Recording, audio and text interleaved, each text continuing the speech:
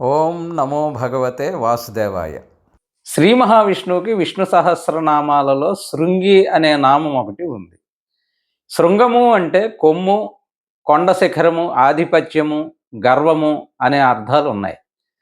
ఆదిశంకరుల వారు ఈ నామానికి వ్యాఖ్యానం చెబుతూ ప్రళయాంభసి శృంగవాన్ మత్స్య విశేష రూప శృంగి అని అన్నారు. అంటే ప్రళయకాలమునందు సముద్రములో శ్రీమత్స్యావతారుడై తన కొమ్మునకు నావను తగిలించి ఆ నావలో సత్యవ్రతాదులను తరలించి రక్షించినవాడు కాబట్టి శృంగి అని అనబడ్డాడని శంకరుల వారి అభిప్రాయం.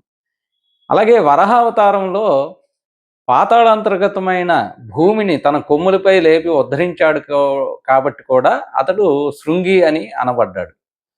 శ్రీకృష్ణావతారంలో గోవర్ధనగిరిని తన వేలిపై నిలబెట్టి గోపకులను రక్షించినవాడు కాబట్టి శృంగి అని చెప్పొచ్చు.